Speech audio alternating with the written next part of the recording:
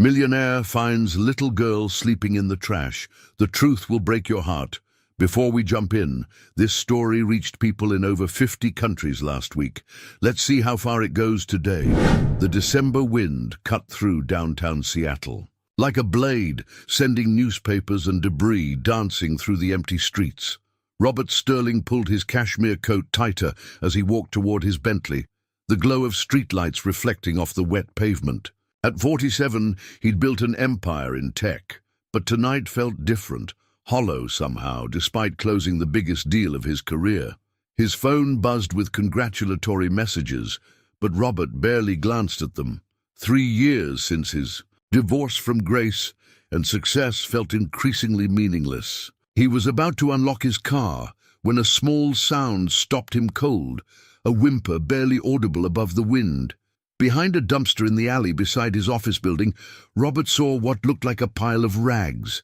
But as his eyes adjusted, his heart nearly stopped. It was a child, a little girl, maybe 6 or 7, curled up in a cardboard box, shivering violently. Her dark hair was matted, her clothes torn and filthy. "Jesus," Robert breathed, rushing forward. He knelt beside the box, his expensive suit getting soaked from the puddles. "Hey, sweetheart, can you hear me?" The girl's eyes fluttered open. The most beautiful brown eyes he'd ever seen, filled with a mixture of fear and resignation that no child should ever possess. She tried to shrink deeper into the box. "Please don't hurt me," she whispered, her voice barely audible. "I'll move. I know I'm not supposed to be here." Robert's chest tightened. "No, no, honey. I'm not going to hurt you. I'm here to help." He slowly removed his coat, wrapping it around her tiny frame. "What's your name?" "Emma," she said, then immediately looked terrified, as if giving her name was somehow dangerous. "That's a beautiful name." "I'm Robert. How long have you been out here?" "Emma?" She struggled to sit up, Robert's coat dwarfing her small body. "Mama said she'd come back, but that was, I don't know how many sleeps ago. I've been waiting." Robert felt something crack inside his chest.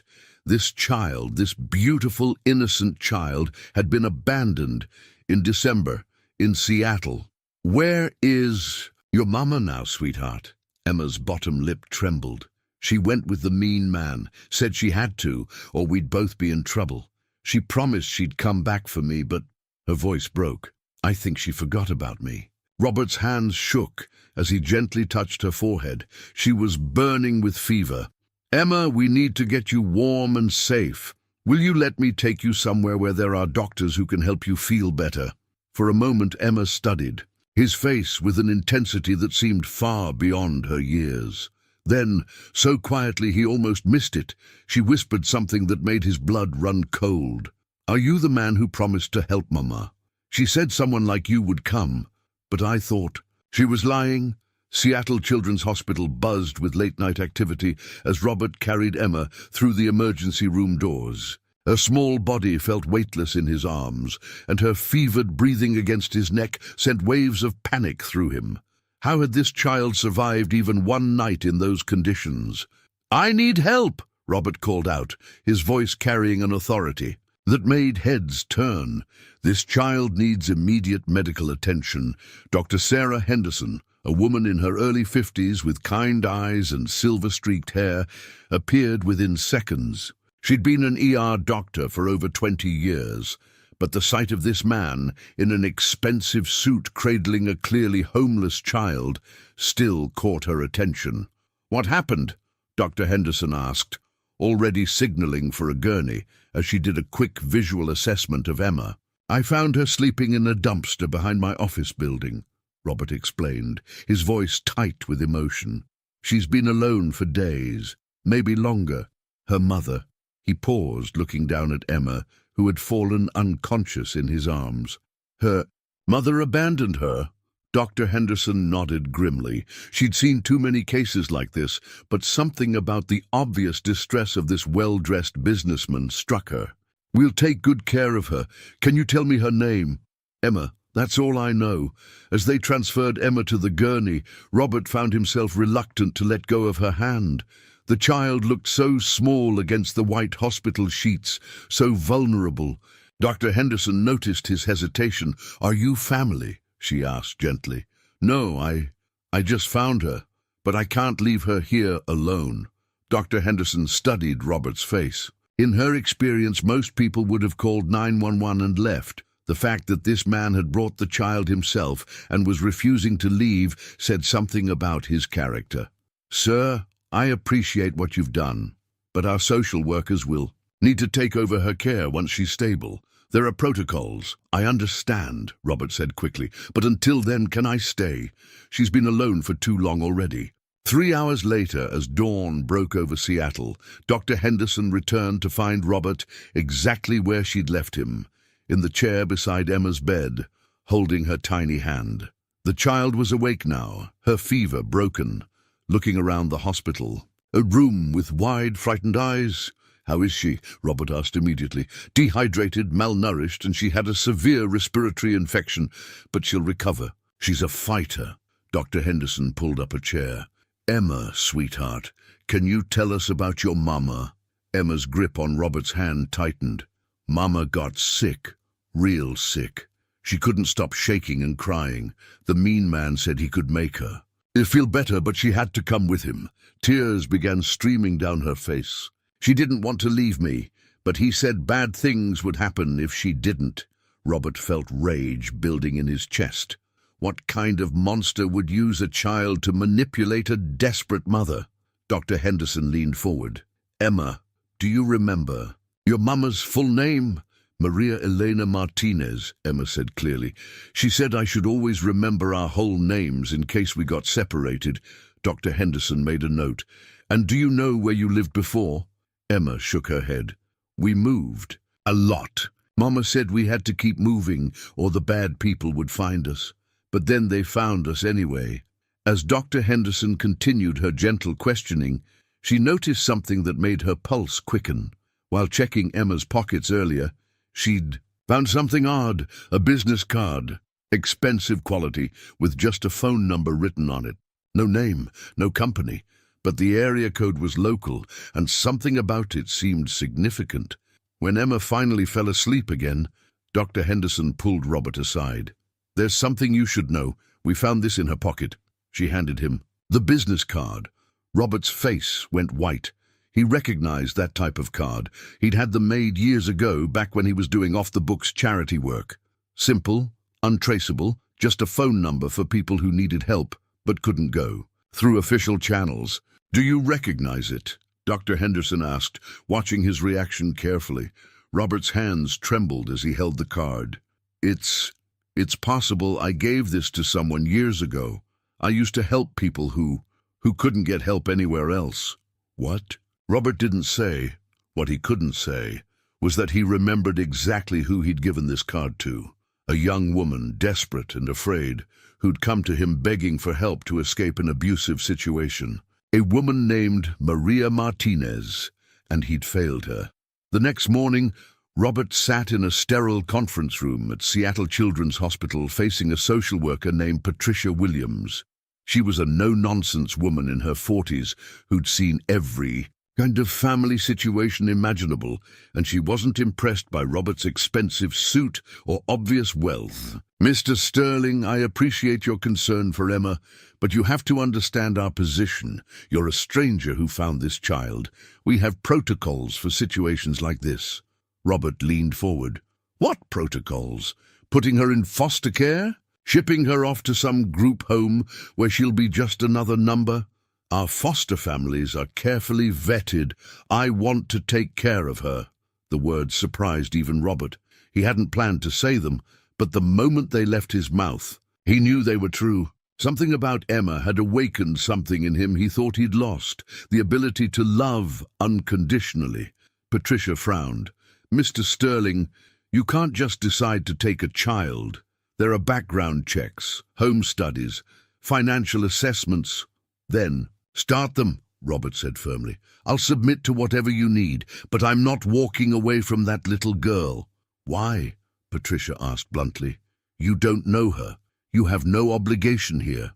Robert was quiet for a long moment, thinking about the business card in his pocket, about Maria Martinez, about all the ways he'd failed people who needed him. Because sometimes we get a second chance to do the right thing.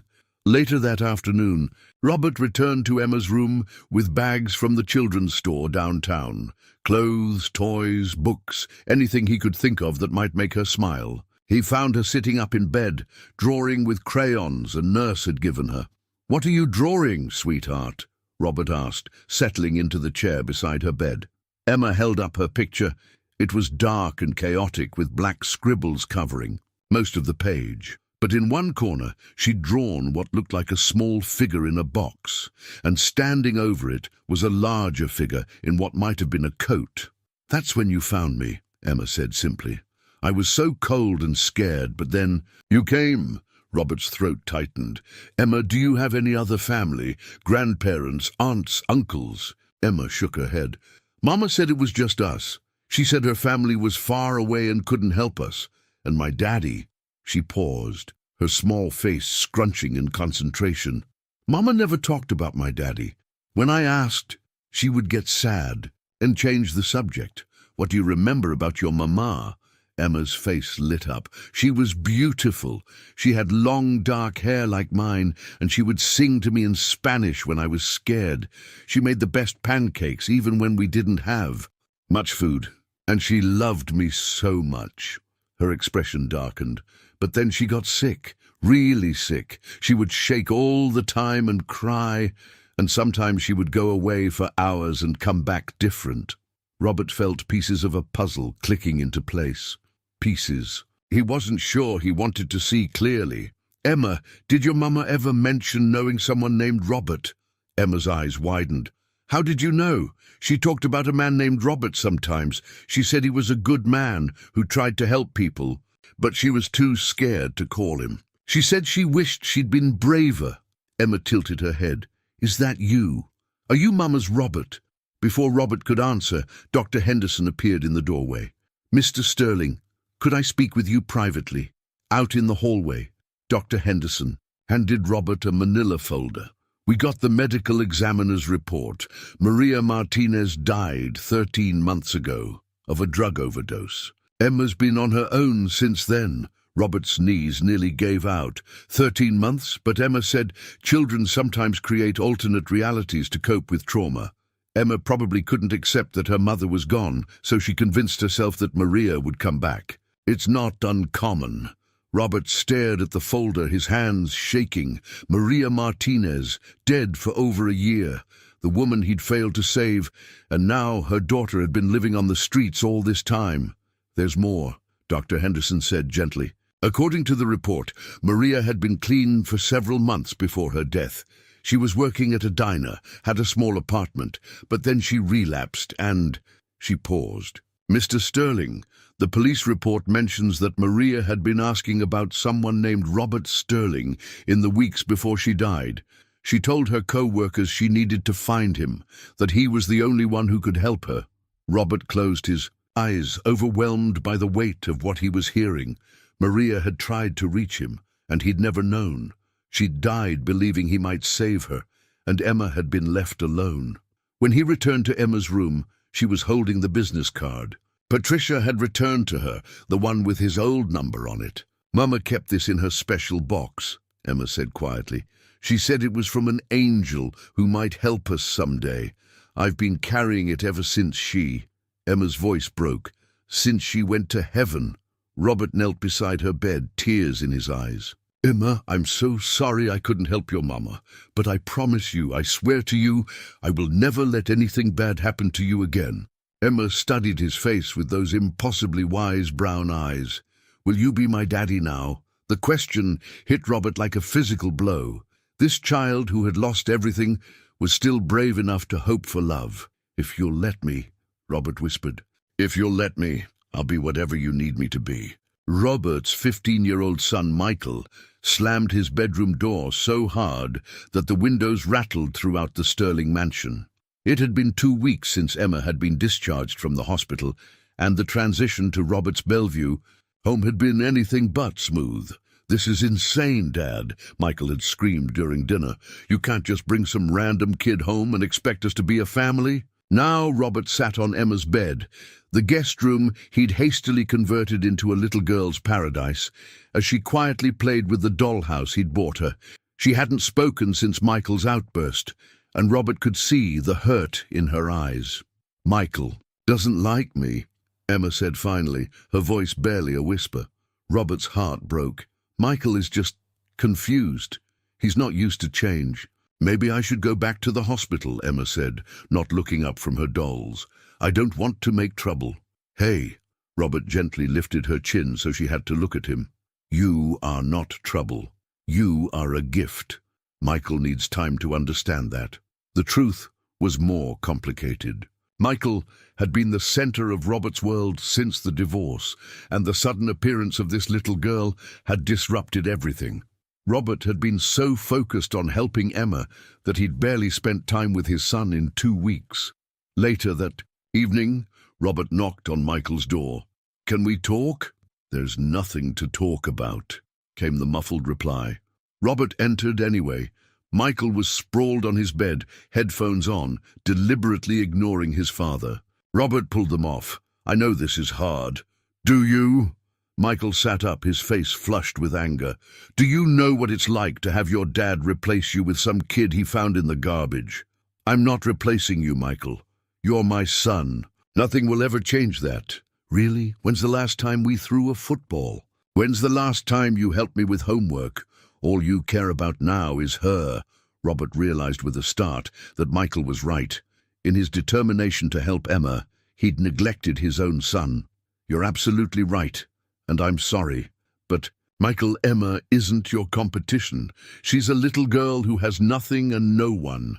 "She has you," Michael said bitterly. "She has everything now." The next morning, Robert found Emma in the kitchen, standing on a chair and trying to make pancakes.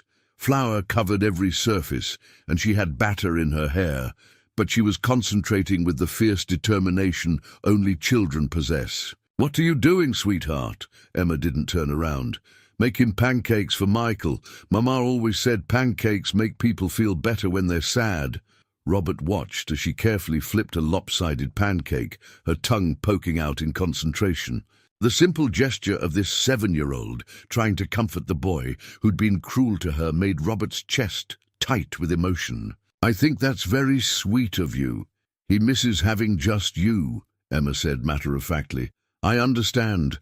When Mama brought boyfriends home, I used to feel angry too, because I wanted her all to myself." The wisdom in her words stunned Robert. This child, who had every reason to be selfish and demanding, was instead showing empathy for the boy who'd made her feel unwelcome. When Michael came down for breakfast, he stopped short at the sight of Emma standing beside a plate of misshapen but lovingly made pancakes. She'd even drawn a smiley face in syrup. "I made these for you," Emma said shyly, "to say I'm sorry for making you sad." Michael stared at the pancakes, then at this little girl who was trying so hard to make him like her. "You don't have anything to be sorry for," he said quietly. "Yes, I do. I took your daddy away from you. Mama always said taking something that belongs to someone else is wrong." Robert stepped forward. "Emma, you didn't take anything. Love isn't something that runs out when you share it. There's enough for both of you." Michael looked at his father, then back at Emma. Something in her earnest expression seemed to crack the wall he'd built around his heart. "Did you really make these for me?" Emma nodded solemnly. "They might not taste good. I'm still learning." Michael took a bite. They were terrible. Too salty, slightly burned, with an odd texture that suggested she'd mixed something up. But as he chewed, he watched Emma's face, saw the hope and fear there, and realized something that shamed him. This little girl had lost everything. Her mother, her home, her entire world. And instead of being bitter or demanding, she was trying to take care of him. "They're perfect," Michael said, and meant it. For the first time since arriving at the Sterling home, Emma smiled, really smiled, and Robert felt something shift in the dynamics of his family. But that afternoon, while Emma napped and Michael was at school, Robert received a call that changed everything. "Mr. Sterling, this is Grace." His ex-wife's voice was ice cold. "We need to talk."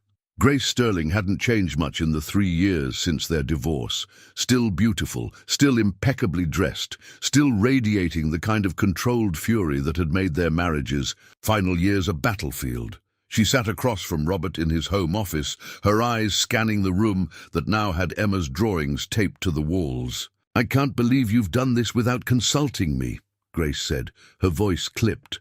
"Michael is my son too, Robert. I have a right to know when you're bringing strange children into his life. Emma isn't strange. She's a little girl who needed help. She's a complication we don't need." Grace picked up one of Emma's drawings, a colorful picture of stick figures labeled Daddy Robert, Michael, and Emma standing in front of a house. "Michael called me yesterday, upset. He said you've basically adopted this child without any discussion." Robert's jaw tightened. "I haven't adopted anyone yet, but yes, I'm considering it." "Robert, think about this rationally. You don't know anything about this child's background. What if she has psychological problems? What if she's violent? You're putting our son at risk." "The only risk to Michael is learning that the world is bigger than his privileged bubble," Robert snapped. "Emma has shown him more genuine kindness in 2 weeks than most adults show in a lifetime." Grace stood and walked to the window overlooking the garden, where Emma was teaching Michael how to make mud pies. Despite herself, she had to admit the scene was touching. Her normally sullen teenager was actually laughing. "There's something else," Grace said finally. "I've been asking around about you, Robert, about your charitable activities before our divorce." Robert's blood ran cold. "What are you talking about?" "James Morrison at the club mentioned that you used to help troubled women with drug problems, abusive boyfriends, legal issues they couldn't handle through normal channels." Grace turned back to him. "Is this child connected to that?" Robert remained silent, but Grace read the answer in his face. "Oh my God," she breathed. "This is about guilt, isn't it? You think helping this little girl will somehow make up for whatever woman you failed to save. You don't know what you're talking about, don't I?" Grace pulled a folder from her purse. "I hired a private investigator, Robert. I know about Maria Martinez. I know she came to you for help 4 years ago. And I know she died of an overdose while you did nothing." Robert felt like he'd been punched. "How did you—" "The question is, what are you going to do when this little girl finds out that the man she thinks is her savior is actually the reason her mother is dead?" The words hit Robert like a physical blow. He'd been carrying that guilt for over a year, ever since he'd learned about Maria's death. She'd reached out to him, and he'd been too buried in his own problems, his failing marriage, his demanding business, to respond. "You don't understand," Robert said quietly. "Maria called my old number dozens of times in the months before she died. I never got the messages because I'd changed numbers during the divorce. By the time I found out she'd been trying to reach me, it was too late." Grace's expression softened slightly. "Robert, I'm not saying you're a bad person, but taking in, this child isn't going to bring her mother back, and it's not fair to Emma to build her happiness on a foundation of your guilt." That evening, Robert found Emma in her room, looking through a small box of mementos that social services had recovered from Maria's apartment. There wasn't much.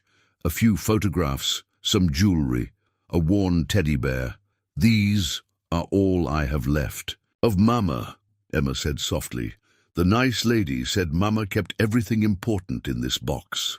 Robert sat beside her as she carefully removed each item. There were photos of Emma as a baby, a hospital bracelet from when Emma was born, and at the bottom, a letter with Emma's name written on the envelope in shaky handwriting. "Mama wrote me a letter," Emma whispered, "but I can't read all the words." Yet, with trembling hands, Robert opened the envelope. Maria's final letter to her daughter was heartbreaking in its love and desperation. "My beautiful Emma, if you are reading this, it means I failed to get clean like I promised.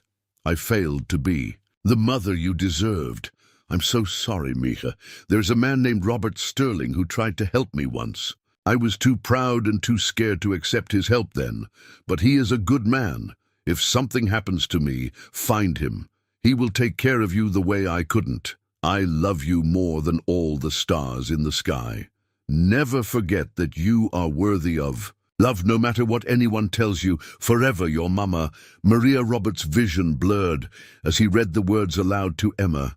When he finished, she was quiet for a long time. Mama knew you would find me, Emma said finally. She knew you would save me.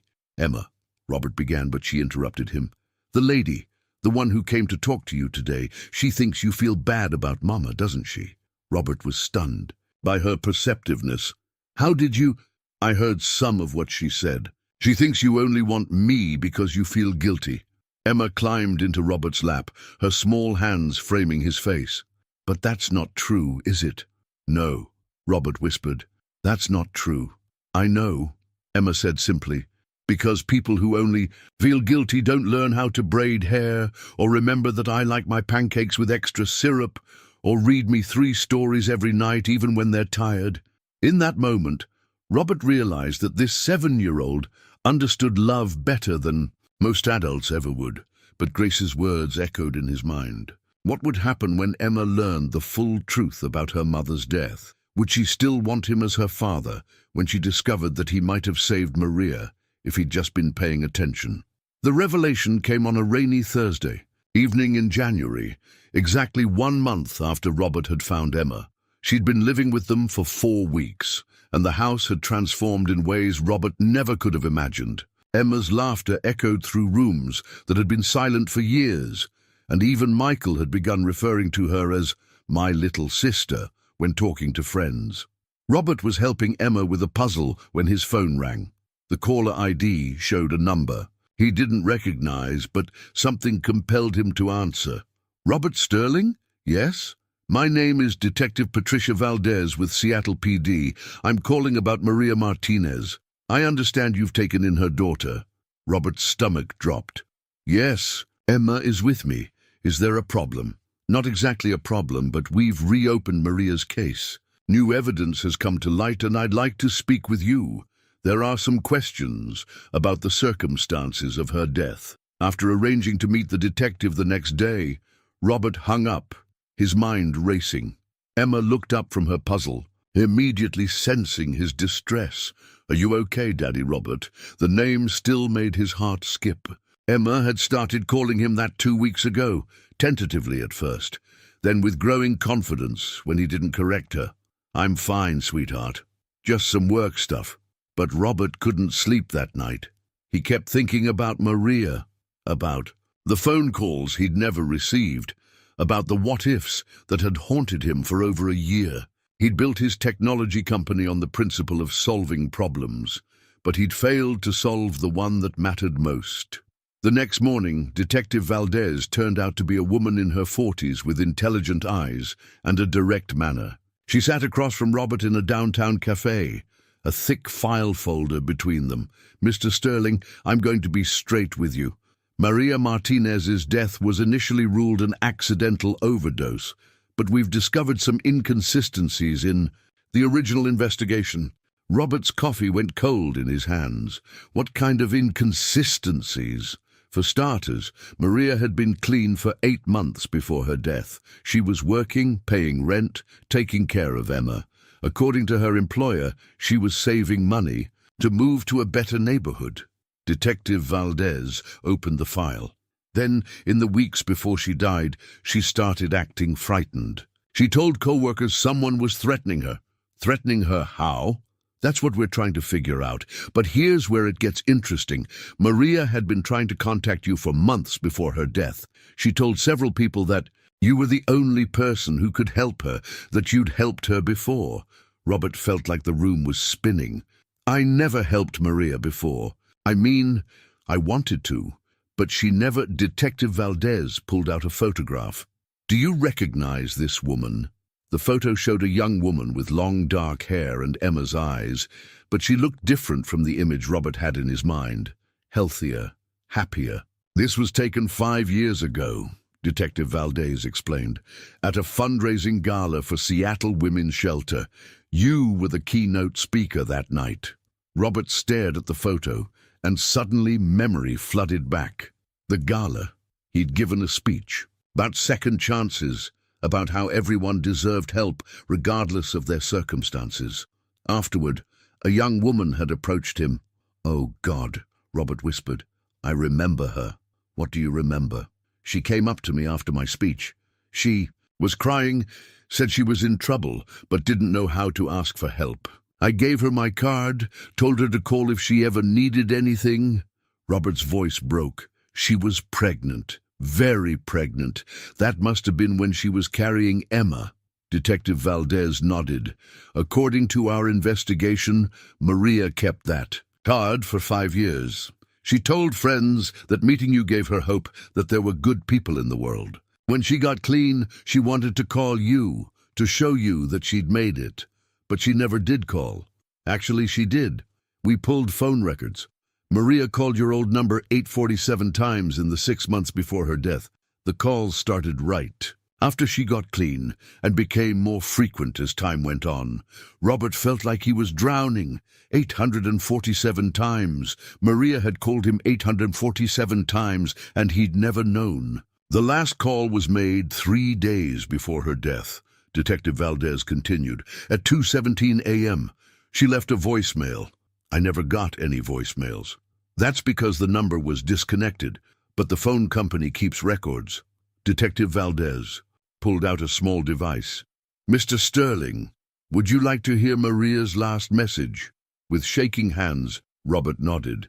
The voice that came through the speaker was desperate, terrified, but unmistakably the same woman who had approached him 5 years earlier. "Robert, please, if you get this. I don't know what else to do. They found me. The people I was running from found me, and they're threatening Emma. They say if I don't go back to using, they'll hurt her. I can't let them hurt my baby. I know I have no right to ask, but you said to call if I ever needed help. I need help, please.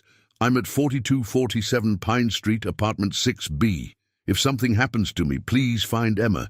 Don't let them put her in the system. She deserves better. She deserves someone like you to love her. Please." The message ended abruptly. Robert was crying, ugly, wrenching sobs that came from somewhere deep in his soul. Maria had called him. She'd begged him for help. She trusted him to save her daughter if something happened to her. "Mr. Sterling," Detective Valdez said gently, "there's more. We have reason to believe Maria's death wasn't accidental. Someone forced those drugs into her system. We think it was connected to her past, to whatever she was running from." Robert looked up through his tears. "Are you saying she was murdered?" "That's what we're investigating. And Mr. Sterling, we think whoever killed Maria has been watching Emma." The words hit Robert like a physical blow. "What?" "We've had reports of a man asking about a little girl matching Emma's description in the weeks before you found her. Someone's been looking for her." Robert's protective instincts blazed to life. "Is she in danger?" "We don't know yet. But Mr. Sterling, there's something else Maria said in her voicemail that we need to discuss. She mentioned that you'd understand why she couldn't go to the police, why you were the only one who could help her. What did she mean by that?" Robert closed his eyes, knowing that the moment of truth had arrived. 5 years ago, when I met Maria, she wasn't just asking for help. She was running from something, or someone. She told me she'd witnessed something that could get her killed if the wrong people found out. What had she witnessed? I don't know. She was too scared to give me details. But she said the people involved had connections to law enforcement, and that going to the police would be like signing her death warrant. Detective Valdez leaned forward. "Mr. Sterling, I need you to think carefully. Did Maria ever mention any names, any specific details about what she'd seen?" Robert shook his head. She was too frightened. "But Detective, if what you're saying is true, if someone killed Maria and is now looking for Emma, we'll protect her," Detective Valdez said firmly. "But we need your help. We need to find out what Maria witnessed that was worth killing her for." As Robert drove home, his mind reeled with the implications. Maria hadn't just died, she'd been murdered. And somewhere out there, the people responsible were looking for her daughter. Emma, who was playing in the garden when he arrived, ran to greet him with a hug that felt more precious than any business deal he'd ever closed. Daddy Robert. Look, what I made! She held up a drawing of a family, Robert, herself and Michael, standing under a rainbow. It's beautiful, sweetheart. I made it because you looked sad this morning, and rainbows make sad go away. As Robert held Emma close, he made a silent vow. Whatever Maria had witnessed, whatever had gotten her killed, he would make sure it never touched this innocent child. Emma had already lost too much. She would not lose the family that had grown to love her. But deep in his heart, Robert feared that the real fight for Emma's safety was just beginning. By February, Robert had transformed his Bellevue mansion into a fortress. Security cameras monitored every angle, motion sensors covered the grounds, and a private security team worked in shifts around the clock. Emma didn't understand why she couldn't play in the front yard anymore, but she accepted Robert's explanation that some bad people might want to hurt little girls. Detective Valdez had become a regular visitor, and today she brought news that made Robert's blood run cold. "We found Maria's apartment," she said, spreading crime scene photos across Robert's desk.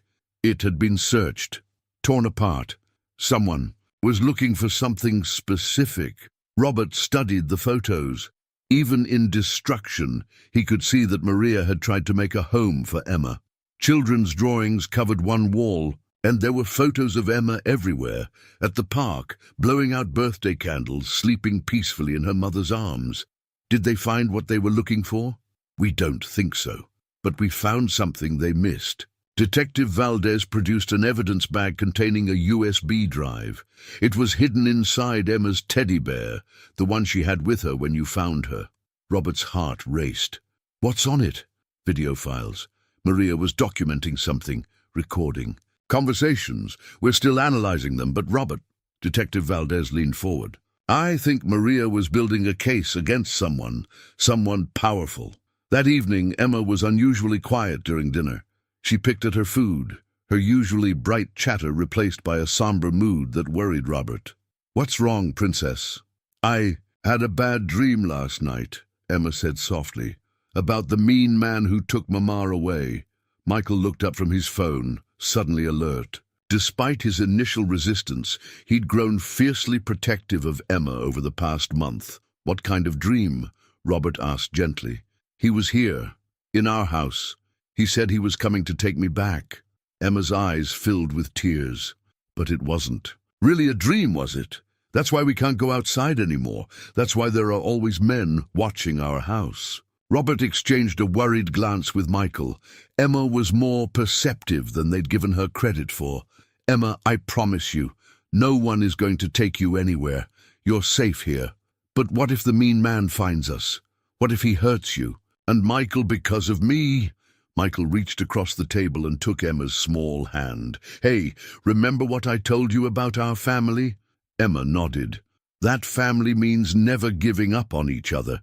That's right. And that means we protect each other, no matter what. Dad and I aren't going to let anyone hurt you. Later that night, Robert was working in his study when his secure phone rang. Detective Valdez's voice was urgent. Robert, we broke the encryption on Maria's files. You need to see this. Can't it wait until morning? No, this changes everything. The man Maria was afraid of. We know who he is. 20 minutes later, Detective Valdez sat in Robert's study with her laptop open, her face grim. Maria wasn't just running from an abusive boyfriend or drug dealers. She witnessed a murder. Robert felt the room tilt. What?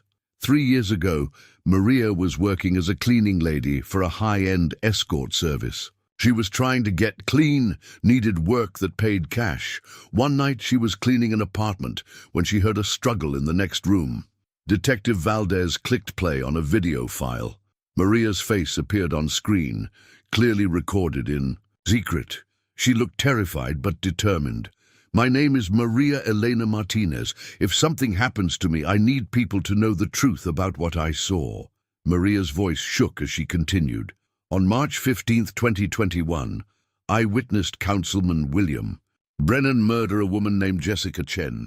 Robert's world stopped. William Brennan. He knew that name. Brennan was one of Seattle's most prominent politicians, a man with connections throughout the city's power structure. "There's more," Detective Valdez said, fast-forwarding to another section. Maria recorded Brennan's voice, got photos, even managed to document his threats when he discovered she'd seen what happened. In the video, Maria held up photos that clearly showed Brennan's face, along with audio recordings of him threatening to kill her if she ever spoke about what she'd witnessed. Maria spent 2 years building this case, Detective Valdez explained. She was planning to go to the FBI, but then Brennan's people found her. That's when she started running with Emma. And Brennan had her killed when she tried to contact me. We think so. Maria believed you were the only person with enough influence and integrity to help her take down someone like Brennan. She was right. Your reputation for helping people, without questions, made you the perfect ally. Robert stared at the screen, where Maria's face was frozen in an expression of desperate hope. Where is Brennan now? That's the problem. He's been looking for Emma because he thinks Maria told her something or left evidence with her. He can't afford to have any loose ends. As if summoned by their conversation, Robert's security system chimed. Someone was at the front gate, Detective. Valdez immediately reached for her radio. "All units, we may have a situation," but the voice on the intercom made Robert's blood freeze. "Mr. Sterling, this is Councilman William Brennan. I believe we need to have a conversation about our mutual friend Maria Martinez." Robert's hand hovered over the gate control, his mind racing. Through the security monitor, he could see Brennan standing calmly beside a black sedan, his hands visible, no obvious signs of threat. But Robert knew that the most dangerous predators were often the ones who appeared most civilized. "Don't open that gate," Detective Valdez whispered urgently into her radio. "All units move in now," but Brennan's voice came through the intercom again, smooth and confident. "Mr. Sterling, I'm not here to cause trouble. I'm here to offer you a solution to a problem we both have. I think you'll want to hear what I have to say." "What problem?" Robert asked, his finger still poised over the intercom button. "The problem of a little girl who's in possession of something that could destroy both our lives." Robert felt rage building in his chest. This man had murdered Maria, orphaned Emma, and now had the audacity to threaten her again. "I have nothing to discuss with you." "Oh, but you do." Brennan's voice carried a hint of menace now. "You see, Robert, Maria didn't just record our conversations. She recorded yours too." The words hit Robert like a physical blow. "What?" "5 years ago, when Maria first approached you for help, she was already documenting everything. She recorded your conversation at that charity gala. She recorded your promise to help people who couldn't go through official channels. And she recorded your admission that you sometimes operated outside the law." Detective Valdez grabbed Robert's arm. "Don't listen to him. He's trying to manipulate you." But Brennan continued, his voice carrying the confidence of a man who held all the cards. "Maria was thorough, Robert. She has documentation of your offshore accounts, your under-the-table charitable donations, your connections to people who help women disappear from abusive situations. All admirable work, I'm sure, but highly illegal." Robert's stomach dropped. It was true. In his efforts to help women like Maria, he had operated in gray areas of the law. Hidden money transfers, false identities, safe houses that existed off any official record. He told himself it was necessary to protect vulnerable people, but legally. If those recordings surface, Robert, you'll lose everything.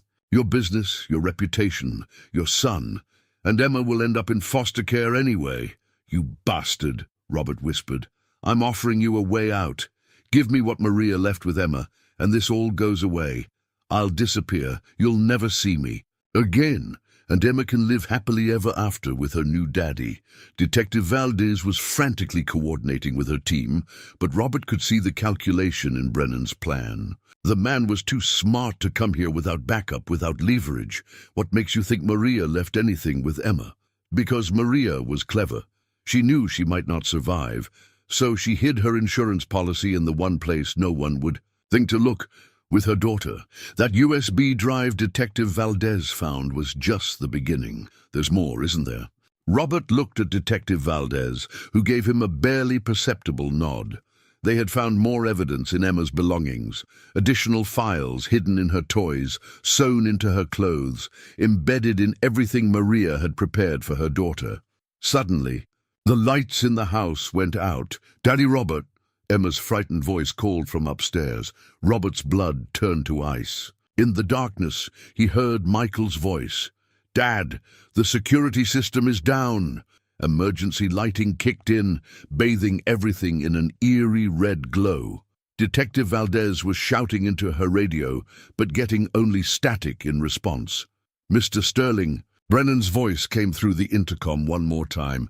"I'm afraid my patience has run out. We're coming in now." The sound of the front gate exploding inward echoed through the house. Robert grabbed Detective Valdez's arm. "The safe room. We need to get the kids to the safe room." They ran upstairs to find Michael standing protectively in front of Emma's bedroom door, a baseball bat in his hands. "Dad, what's happening?" "Michael, take Emma to the safe room, now." Emma emerged from her bedroom clutching her teddy bear, the same bear that had hidden Maria's first USB drive. But as Robert looked at it, he realized something that made his heart race. "Emma, sweetheart, how many bears like this did Mama give you?" "3, Emma said immediately. "One for sleeping, one for traveling, and one for keeping secrets. Where are the other 2? I gave the traveling bear to Michael for when he gets sad, and the secret bear is in my special box." Robert's mind raced. 3 bears, 3 potential hiding places, and Brennan didn't know about the other 2. The sound of windows breaking downstairs spurred them into action. They rushed to the safe room, a reinforced panic room Robert had installed after his divorce, and sealed themselves. Inside, Detective Valdez was still trying to reach her team when her radio crackled to life. "Detective, this is Captain Morrison. We've got a problem. Councilman Brennan has judicial protection for his operation tonight. We've been ordered to stand down." Detective Valdez stared at the radio in shock. "What?" "Captain, there are children at risk here. Orders came from the top, Patricia. There's nothing we can do." Robert felt the world crashing down around him. Brennan's connections ran deeper than any of them had imagined. Emma tugged on Robert's shirt. "Daddy Robert, are the bad men here for me?"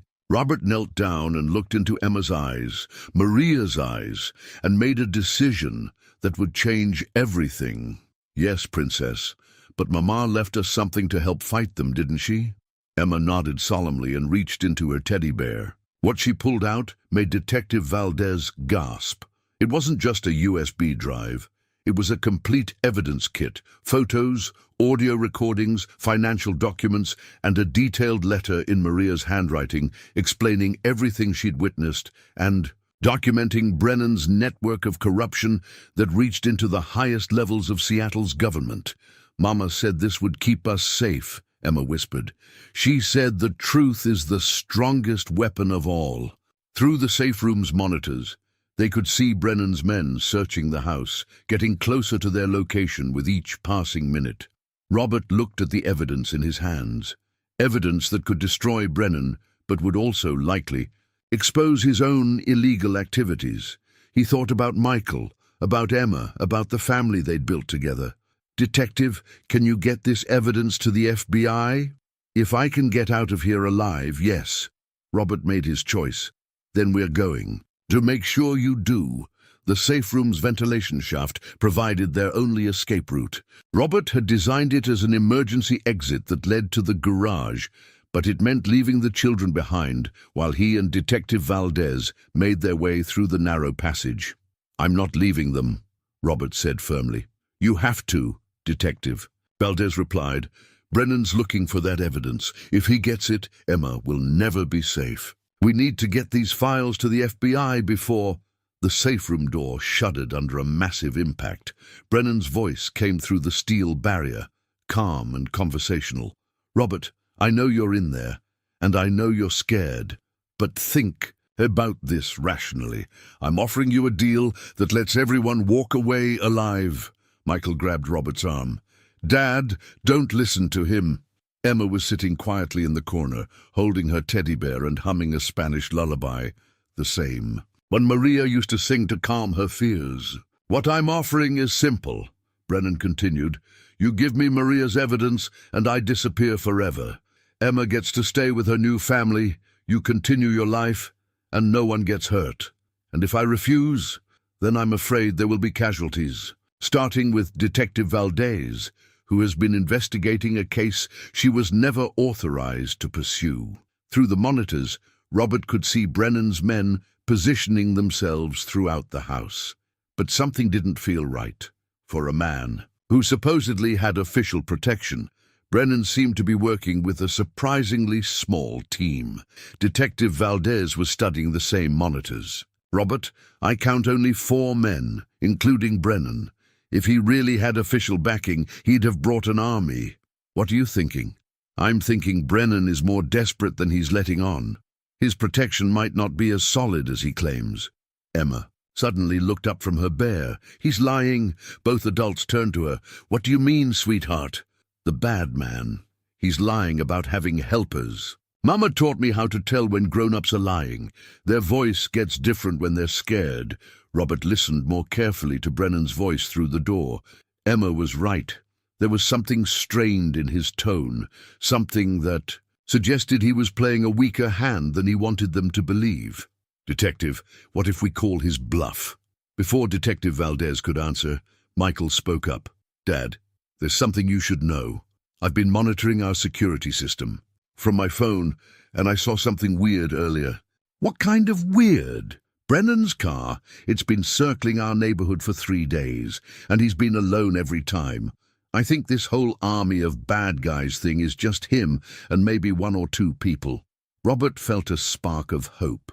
If Brennan was operating with limited resources, if his official protection was more bluff than reality. Emma, you said Mama left instructions about the evidence? Emma nodded and pulled a folded paper from inside her bear. Mama wrote down what to do if the bad man found us. Robert unfolded Maria's letter, written in her careful handwriting. If William Brennan finds Emma, remember, he is more afraid than he appears. His power comes from people believing he is untouchable. The moment his crimes become public, his protection disappears. He cannot afford witnesses, which means he cannot afford to hurt Emma while evidence exists. Use this knowledge. The complete evidence is hidden in 3 locations.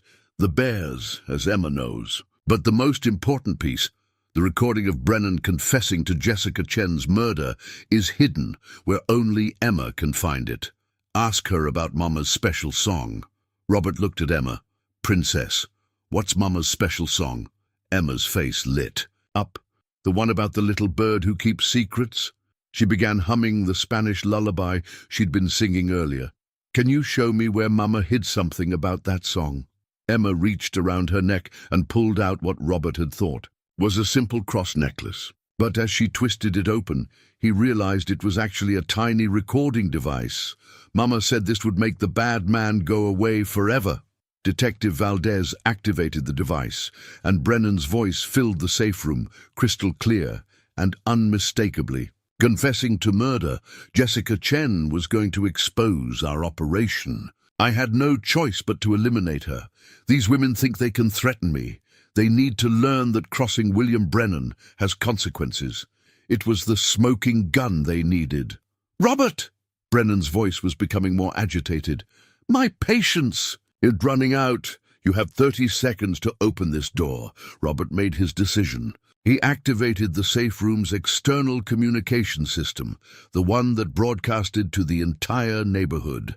William Brennan, Robert's voice echoed through speakers placed around his property. My name is Robert Sterling, and I'm broadcasting live to every house in this neighborhood. The man outside my home tonight murdered Maria Martinez and is now threatening to kill me and 2 children. Robert, what are you doing? Detective Valdez whispered, calling his bluff. Robert continued broadcasting. Councilman Brennan, you claimed to have official protection for tonight's operation. So explain to my neighbors why you're breaking into a private home to threaten a 7-year-old girl. Through the monitors, Robert could see lights coming on in houses throughout the neighborhood. People were emerging onto their porches, cell phones in hand, recording everything. Brennan's voice came through their door, but now it was audible to the entire neighborhood. "Sterling, you've just signed your death warrant." "Did everyone hear that?" Robert broadcast. "The elected official William Brennan just threatened to murder a private citizen and 2 children. I'm now playing a recording of Councilman Brennan confessing to the murder of Jessica Chen." Robert activated Maria's recording device, and Brennan's confession echoed across the neighborhood for everyone to hear. The effect was immediate. Through the monitors, Robert could see his neighbors calling police, recording videos, and posting to social media. Within minutes, the quiet residential street was swarming with news vans and legitimate law enforcement. "You brilliant bastard," Detective Valdez breathed. "You just made this the most public crime scene in Seattle."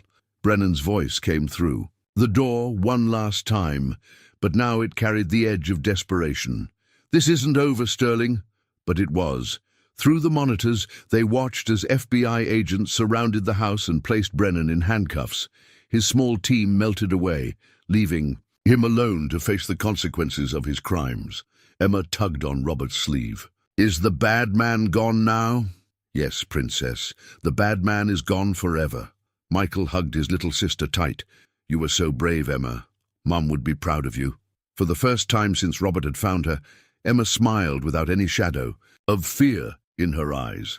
6 months later, in August, Robert sat in the witness stand of the federal courthouse in downtown Seattle. The trial of William Brennan had captivated the nation, a story of corruption, murder, and a little girl whose courage had brought down one of the city's most powerful men. But today's revelation would shock everyone, including Robert himself. "Mr. Sterling," the prosecutor began, "can you tell the court about your relationship with the defendant prior to the events of February 8th? "I had no relationship with Councilman Brennan," Robert answered truthfully. "Are you certain of that? Have you ever met the defendant before the night he came to your home?" Robert paused, something nagging at the back of his mind. "Not that I recall." The prosecutor approached the witness stand with a folder. "Mr. Sterling, I'm showing you Defense Exhibit 47. Do you recognize this photograph?" Robert's blood turned to ice. The photo showed him at a charity function, the same gala where he'd met Maria 5 years earlier. But in the background, clearly visible and looking directly at the camera, was William Brennan. I might have seen him at the charity event, but Mr. Sterling, we have testimony from 3 witnesses that you and the defendant had a lengthy conversation that night. Do you remember what you discussed?" Robert's mind raced. He remembered talking to several people that night, but the faces blurred together in his memory. "I spoke with many people that evening. I can't recall specific conversations." The prosecutor pulled out another document. "This is a guest list from that event. Note that Councilman Brennan was seated at your table." Robert stared at the list. His name and Brennan's clearly grouped together. How could he not remember this? "Mr. Sterling, let me refresh your memory with this audio recording recovered from the defendant's personal files." The courtroom speakers crackled to life, and Robert heard his own voice from 5 years ago. "William, I appreciate your support for the shelter. These women need people in positions of power who understand their situation." And then Brennan's voice. "Of course, Robert, though I have to ask, some of these women you help, they have complicated pasts, don't they? Drug problems, criminal associations. That's exactly why they need help. The system has failed them. But what if helping them meant overlooking certain indiscretions? What if someone came to you with information about illegal activities they'd witnessed, but going to the police would put them in danger?" Robert's voice on the recording. "Then I'd find another way to help them. Sometimes justice requires working outside official channels." The recording continued, and Robert listened in horror as his younger self essentially outlined exactly the Kind of help Maria would need years later.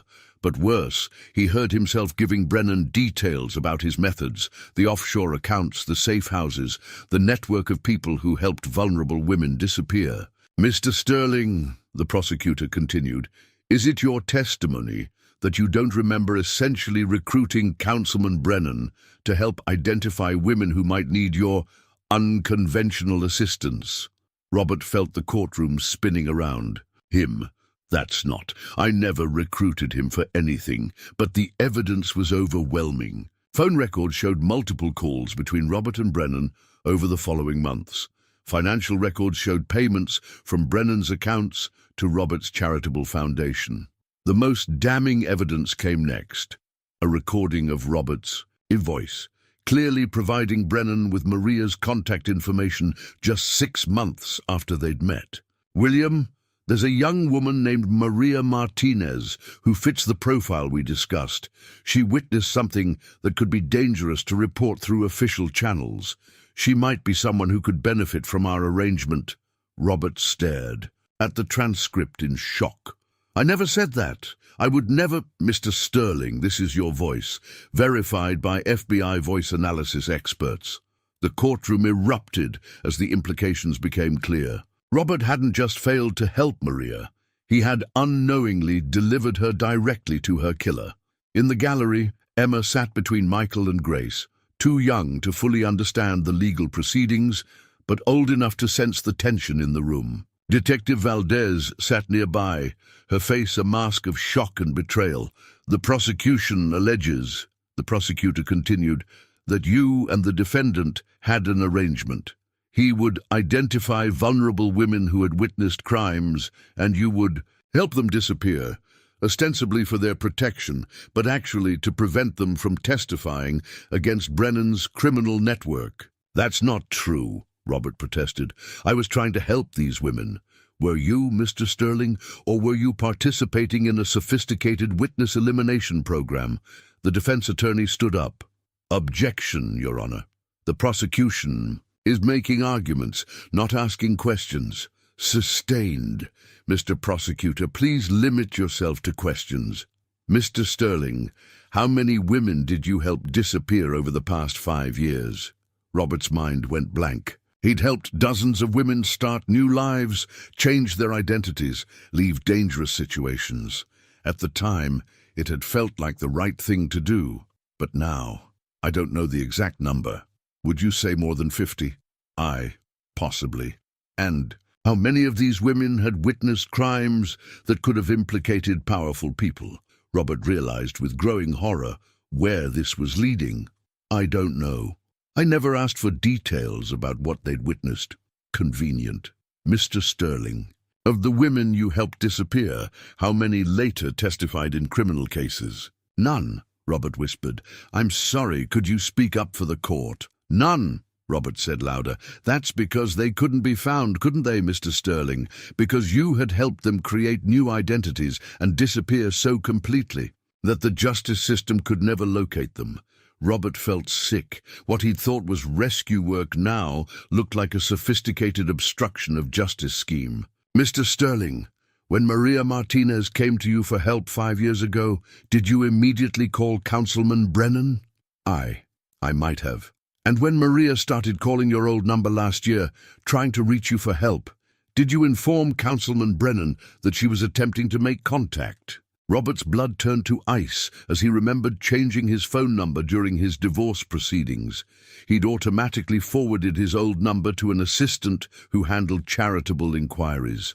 "And that assistant, Mr. Sterling?" "I don't remember." Robert lied, but the truth was crashing down on him. His assistant had been reporting to Brennan all along. Every woman who had called for help, every vulnerable person who had reached out, had been identified and tracked. The prosecutor played one final recording, Robert's voice from just 13 months ago. "William, Maria Martinez has been trying to reach me again. She sounds desperate. I think she might be ready to accept help this time." And Brennan's response, "Leave it to me, Robert. I'll make sure she gets the help she needs." Robert had sent Maria to her death. The courtroom was silent as the full scope of the betrayal became clear. Robert looked out at Emma, this innocent child whose mother he had unknowingly murdered by proxy, and felt his world collapse. Emma was staring back at him with those wise brown eyes, and slowly she mounted the words, "It's okay, Daddy, but it wasn't okay. Nothing would ever be okay again." The media siege began immediately after Robert's testimony. News vans lined the street outside the Sterling mansion. Reporters shouted questions whenever anyone left the house, and Emma couldn't understand why they couldn't go to the park anymore. "Are we in trouble again?" she asked Michael as they watched the chaos from an upstairs window. "No, Em, we're not in trouble, but some people are confused about Dad, and they're saying mean things that aren't true." The truth was more complicated than Michael could explain to a 7-year-old. The revelation that Robert had unknowingly participated in Brennan's witness elimination scheme had turned him from hero to villain overnight. His business partners were distancing themselves, charity organizations were returning his donations, and Grace was threatening to seek full custody of Michael. Robert hadn't left his study in 3 days.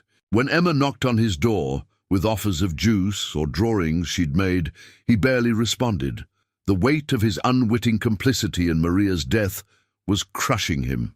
Detective Valdez visited on a rainy Thursday evening, finding Robert standing in his study, staring out at the garden where Emma used to play before the media attention made it impossible. "The FBI cleared you of any criminal wrongdoing," she said without preamble. "They believe you were genuinely trying to help those women, that you had no knowledge of Brennan's true intentions. Does it matter?" Robert's voice was hollow. "The result is the same. Those women trusted me, and I delivered them to a killer." "Robert, you couldn't have known, couldn't I?" Robert turned to face her. "I was so arrogant, so sure I knew better than the system. I thought I was above the law, that my intentions were pure enough to justify anything, and Maria paid the price for my arrogance." "What about Emma? What about the fact that you saved her? Did I? Or did I just create another victim for my conscience?" Detective Valdez studied Robert's face and saw a man on the edge of complete breakdown. "Robert, that little girl loves you.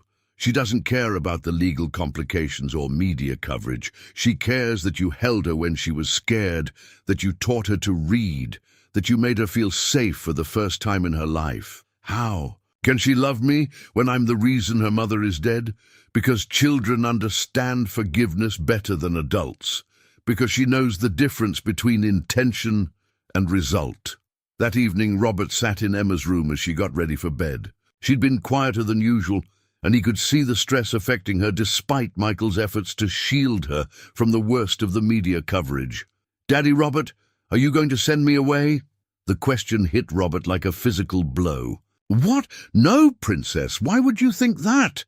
"Because everyone on TV says you did bad things, and the lady in the pretty dress said maybe I should live with a different family." Emma was referring to a news reporter who had suggested that Emma might be better off in traditional foster care given the circumstances. Robert knelt beside her bed. "Emma, listen to me.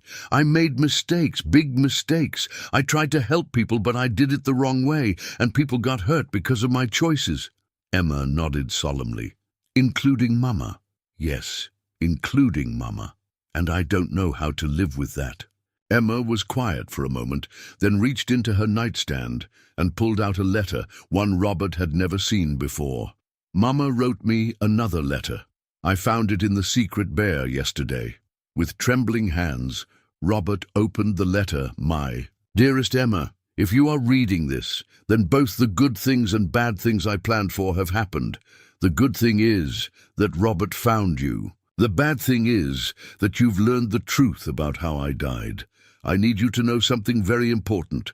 Robert Sterling is not responsible for my death. I am. When I met Robert 5 years ago, I was already trapped in William Brennan's web. Brennan had been forcing women like me to gather information about Robert's charity work, to identify other women who might need help so he could control them. I was supposed to manipulate Robert into trusting Brennan. But Robert was so kind, so genuinely caring, that I couldn't bring myself to betray him completely. Instead, I fed Brennan enough information to keep myself safe while trying to protect as many women as I could. When I finally decided to expose Brennan, I knew it would cost me my life, but I also knew that Robert would blame himself when he learned the truth. That's why I'm writing this letter. Emma, tell Robert that I chose my fate.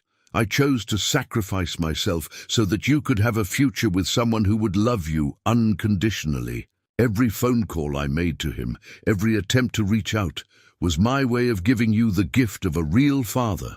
Robert Sterling is a good man who was manipulated by a master manipulator. Do not let him destroy himself with guilt over choices he never really made. Tell him that saving you was always the plan. Tell him that love is stronger than guilt. Tell him that your mama forgives him and that you need him to forgive himself. All my love. Mama Robert was crying before he finished reading. Emma climbed into his lap and hugged him tight. Mama forgives you, Daddy Robert, and I forgive you too. Will you please forgive yourself? For the first time in days, Robert felt like he could breathe. The media circus would continue, the legal ramifications would take months to sort out, and his reputation might never fully recover. But this child, this incredible, wise, loving child, still wanted him as her father. I love you, Emma, more than you'll ever know. I know, Emma said simply, because love is the strongest thing there is. Mama taught me that. As Robert tucked Emma into bed, she asked one more question. Daddy Robert, will you adopt me for real now, even though people are saying mean things about you? If you want me to, Princess, if you're sure you want me as your real daddy. I've been sure since the first night you found me. I've just been waiting for you to be sure too. Robert realized that despite everything, the guilt, the legal troubles, the media attention, he was sure. Emma belonged with him, and he belonged with her. Some bonds were stronger than circumstances, stronger than past mistakes, stronger than anything the world could throw at them. Then yes, sweetheart, I'll adopt you for real. We'll be a real family. We already are, Emma said sleepily.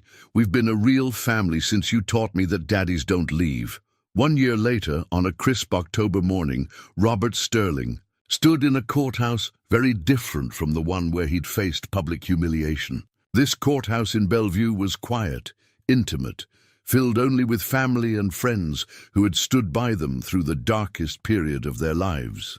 Emma, now 8 years old and radiant in a new dress she'd picked out specially for the occasion, held Robert's hand tightly as Judge Patricia Williams, a different Patricia Williams than the social worker who had initially questioned Robert's motives, prepared to make their family official. Emma Martinez, Judge Williams said gently, do you understand what adoption means? Emma nodded solemnly. It means that Daddy Robert will be my real daddy forever and nobody can ever say I don't belong with him. And do you want Robert Sterling to adopt you? Yes, please, more than anything in the whole world. Michael, now 16 and every inch the proud big brother, grinned from the gallery. Grace sat beside him, her initial resistance to Emma's adoption having melted away as she watched her son mature into a protective, loving brother. Detective Valdez was there too, having become an unexpected family friend over the past year. Robert Sterling, Judge Williams continued, do you promise to love, protect and care for Emma as your own daughter for the rest of your life? I do, Robert said, his voice strong and clear. Then by the power vested in me by the state of Washington, I hereby grant this petition for adoption. Emma Martinez is now officially Emma Sterling. Emma threw her arms around Robert's neck as the small crowd applauded. I'm Emma Sterling, she whispered in his ear. I have the same name as you and Michael. The past year had been challenging but transformative. The media attention had eventually died down, though Robert's business never fully recovered from the scandal. He'd been forced to sell Sterling Technologies, but the settlement had left him comfortable enough to focus on what truly mattered, his family. The legal proceedings against William Brennan had concluded with a life sentence for murder and conspiracy. The network of corruption he'd operated had been dismantled, freeing dozens of women who had been trapped in his web of manipulation. Robert had used much of his remaining wealth to establish the Maria Martinez Foundation, a legitimate charity that helped vulnerable women through official channels with full transparency and oversight. Emma had insisted on cutting the ribbon at the foundation's opening, declaring that she wanted to help other little girls whose mamas couldn't take care of them anymore. After the adoption ceremony, the family returned to their new home, a smaller but warmer house in a quiet neighborhood where Emma could ride her bike without security concerns. Robert had kept some mementos from their previous life, but mostly they'd started fresh. That evening, as had become their tradition, Robert read Emma a bedtime story. Tonight she'd chosen a book about a little girl who finds a new family, though Robert suspected the choice wasn't accidental. "Daddy," Emma said as he closed the book, "do you think Mama knows that we're a real family now?" Robert considered the question seriously, as he'd learned to do with all of Emma's thoughtful inquiries. "I think she's been watching over us this whole time, making sure we found each other." "I think so too. And I think she's happy that you're not sad anymore." It was true. The crushing guilt that had nearly destroyed Robert had gradually transformed into something more manageable. He would always carry responsibility for his role in the tragedy, but Emma's forgiveness and love had taught him the difference between accountability and self-destruction. "I'm happy too, Princess, happier than I ever thought I could be." Emma snuggled deeper into her blankets, surrounded by the security of a room that was truly hers, in a house where she was truly wanted, with a father who chose her just as much as she chose him. "Daddy?" "Yes, sweetheart, thank you for finding me that night. Thank you for letting me save you." Emma smiled sleepily. "We saved each other." As Robert turned off the lights and headed downstairs, he found Michael doing homework at the kitchen table. His son looked up with a grin. "So, Dad, how does it feel to be officially Emma Sterling's father?" "Like the luckiest man alive," Robert answered honestly. "Good," Michael said, "because she's been planning your Father's Day gift since February. Something about pancakes and a homemade card that says World's Best Daddy in 17 different languages." Robert laughed, a sound that had become common in their house again. 17 languages? She's been asking everyone at school how to say daddy in their family's languages. Mrs. Chen taught her Mandarin, Miguel's mom taught her Portuguese, and apparently she's been watching YouTube videos for the rest. Through the kitchen window, Robert could see their backyard, where Emma's swing set stood next to Michael's basketball hoop. It was a simple view, but it represented everything he'd never known he wanted, the ordinary miracle of family life. His phone buzzed with a text from Detective Valdez. "Saw the adoption announcement in the paper. Congratulations to the Sterling family. Maria would be proud." Robert smiled as he typed back, "Thank you for everything." As he headed upstairs to check on Emma one more time before bed, Robert paused outside her door. He could hear her soft breathing, occasionally interrupted by the little sleep sounds that reminded him how young she still was, despite her wisdom. A year ago, he'd been a successful businessman with everything money could buy, but nothing that truly mattered. Tonight, he was a father, really, officially, completely a father, to two incredible children who had taught him that love was indeed the strongest force in the world. Emma had been right that first night when she'd said it wasn't really a dream. It was better than any dream he could have imagined. It was real life, messy and imperfect and absolutely beautiful. Robert Sterling, father of Emma and Michael, was finally completely home. The end.